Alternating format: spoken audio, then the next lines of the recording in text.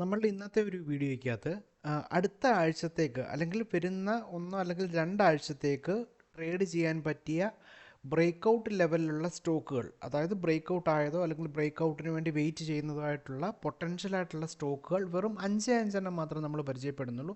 ഞാനൊരു ആറെണ്ണം ഏഴെണ്ണം കാണിക്കുന്നുണ്ട്, പക്ഷേ എങ്കിലും അതിനകത്തൊരു അഞ്ചെണ്ണം മാത്രമേ നമ്മൾ പരിഗണിക്കുന്നുള്ളൂ ശരിക്കും. അപ്പോൾ നമുക്ക് ചാർട്ടിലേക്ക് നേരിട്ട് നമുക്ക് കിടക്കാം. അതിൻ്റെ ചാർട്ട് സഹിതമാണ് ഞാനത് കാണിക്കാൻ പോകുന്നത്.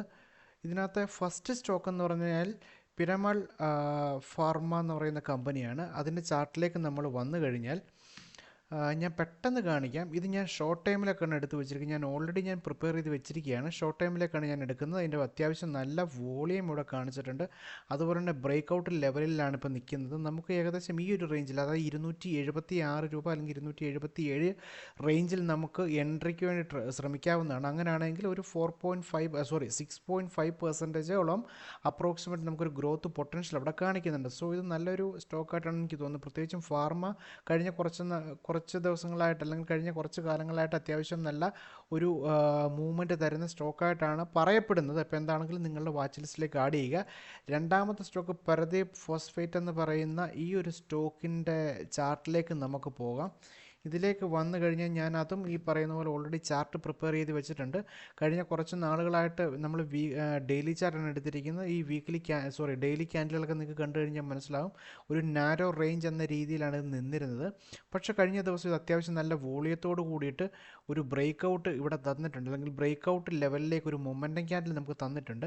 ഈ ക്യാൻഡിൽ ഏകദേശം ഈ ഒരു റേഞ്ച്, അതായത് 212 റേഞ്ച്, 212 അല്ലെങ്കിൽ 213 റേഞ്ചിൽ നമുക്കൊരു കൃത്യമായൊരു ക്ലോസിങ് കിട്ടുകയാണെങ്കിൽ, വോളിയത്തോടുകൂടിയൊരു ക്ലോസിങ് ക്യാൻഡിൽ അവിടെ കിട്ടുകയാണെങ്കിൽ നമുക്ക് ഇത് ഒരു ഷോർട്ട് ടൈമിലേക്ക് പരിഗണിക്കാം. 6.5%, മിനിമം 6% അവിടെ പ്രോഫിറ്റ് പൊട്ടൻഷ്യൽ അവിടെ കാണിക്കുന്നുണ്ട്. സോ ഇത് നമുക്ക് പരിഗണിക്കാവുന്നതാണ്.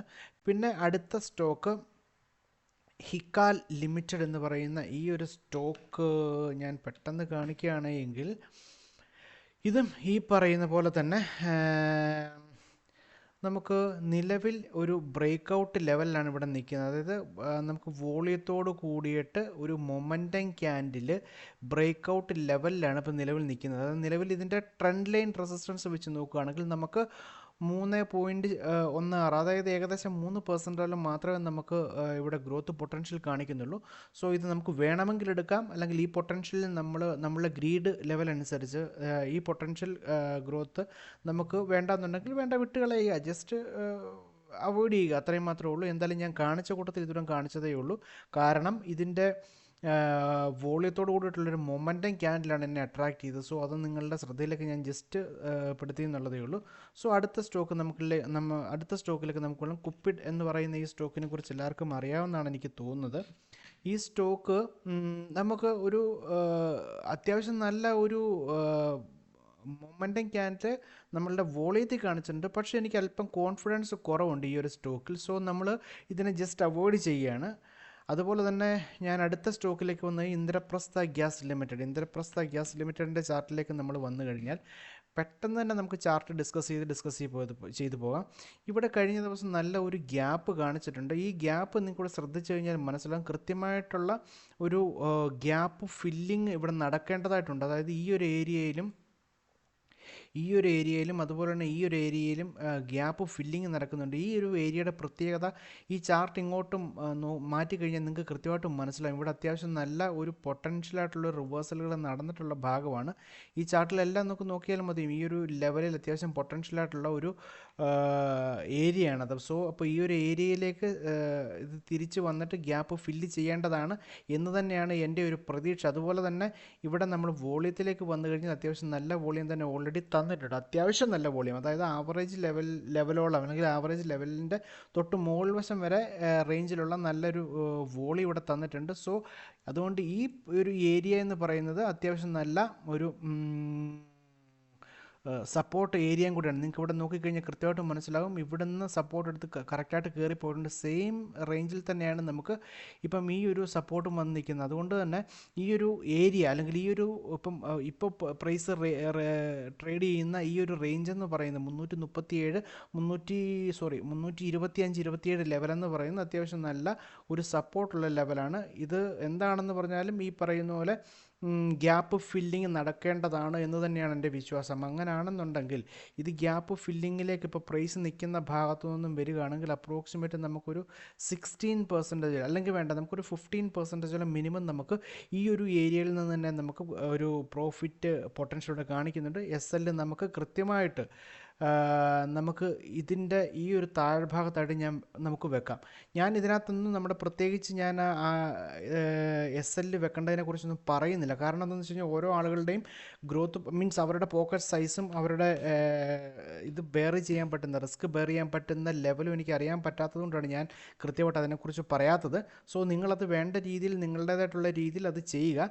SL വെക്കാൻ നേരത്ത് ഒന്നെങ്കിൽ മദർ ക്യാൻഡലിന് താഴെയോ അല്ലാന്നുണ്ടെങ്കിൽ നമുക്ക് അതിൻ്റെ പൊട്ടൻഷ്യൽ റിവേഴ്സൽ കിട്ടുന്ന ഭാഗത്തിന് ഒരു 2-3 പോയിന്റ് താഴെയോ ഇറക്കിയാണ് സാധാരണ ഇതിൽ നമ്മൾ വെക്കാറുള്ളത്. എൻ്റെ എല്ലാ ഈ തരത്തിലുള്ള ബ്രേക്കൗട്ട് സ്റ്റോക്കിൻ്റെ അനാലിസിസിൽ ഞാൻ കൃത്യമായിട്ട് പറയുന്നതാണ് എവിടെയാണ് SL വെക്കേണ്ടത്, എന്താണ് നമ്മൾ അതിൻ്റെ ശ്രദ്ധിക്കേണ്ട കാര്യങ്ങൾ എന്നുള്ളത്.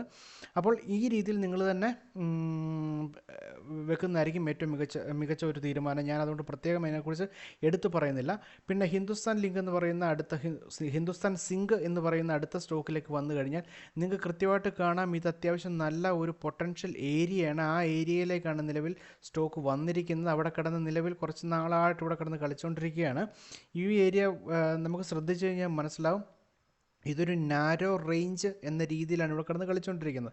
നാരോ റേഞ്ചിൻ്റെ പ്രത്യേകത നിങ്ങൾക്ക് എല്ലാവർക്കും അറിയാമായിരിക്കും. അത് ഏതെങ്കിലും ഒരു സൈഡിലേക്ക് പൊട്ടൻഷ്യൽ റിവേഴ്സൽ തന്നു കഴിഞ്ഞാൽ നല്ല ഒരു മൂവ്മെൻറ്റ് ഇടാപിടിയെന്ന് ചടപടയെന്ന് പെട്ടെന്നുണ്ടാകും എന്നുള്ള രീതിയിലാണ് ഇതുവരെ നമുക്ക് അനുഭവത്തിൽ വന്നിരിക്കുന്നത്. അതുപോലെ തന്നെ ഈ ഒരു സ്റ്റോക്ക് ഇവിടെ അത്യാവശ്യം ചെറിയ രീതിയിലുള്ള അല്ലെങ്കിൽ വലിയ മികച്ചതൊന്നും പറയാൻ പറ്റില്ല, അത്യാവശ്യം ഒരു പോസിറ്റീവായിട്ടുള്ള ഒരു ബയേഴ്സിൻ്റെ ഡോമിനേഷൻ ഇവിടെ നമുക്ക് കാണാൻ പറ്റുന്നുണ്ട്. അതുപോലെ തന്നെ ഈ ഒരു ഏരിയ ഞാൻ മുമ്പേ പറഞ്ഞ പോലെ തന്നെ നല്ല അത്യാവശ്യം പൊട്ടൻഷ്യൽ ആയിട്ടുള്ളൊരു ഏരിയയാണ്. ഇവിടെ നിന്നൊരു റിവേഴ്സൽ കിട്ടുകയാണെന്നുണ്ടെങ്കിൽ പെട്ടെന്ന് തന്നെ മുകളിലേക്ക് കയറാനുള്ള സാധ്യത കാണുന്നുണ്ട്.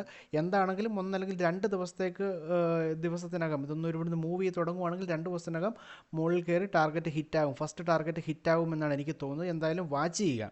അപ്പം ഇതിൻ്റെ SLും അതുപോലെ തന്നെ ഈ ഒരു ഇവിടെയോ അല്ല എങ്കിൽ ഈ ഒരു സോണിന് താഴെയായിട്ടോ നിങ്ങൾക്ക് പ്ലാൻ ചെയ്യാം. എന്തായാലും ഈ 5 സ്റ്റോക്കുകൾ, അതായത് ഒന്നുകൂടെ ഞാൻ പറയാം, ഈ Piramal pharma, Pradeep phosphate, Hikal limited, അതുപോലെ ഇന്ദ്രപ്രസ്ഥ ഗ്യാസ് ലിമിറ്റഡ്, പിന്നെ ഹിന്ദുസ്ഥാൻ സിങ്ക്, ഈ ഇത്രയും സ്റ്റോക്കുകൾ നമ്മളുടെ വരുന്ന ഒരാഴ്ചത്തേക്കോ അല്ലെങ്കിൽ 2 ആഴ്ചത്തേക്കോ നമുക്ക് ഒരു ഷോർട്ട് ടൈം എന്ന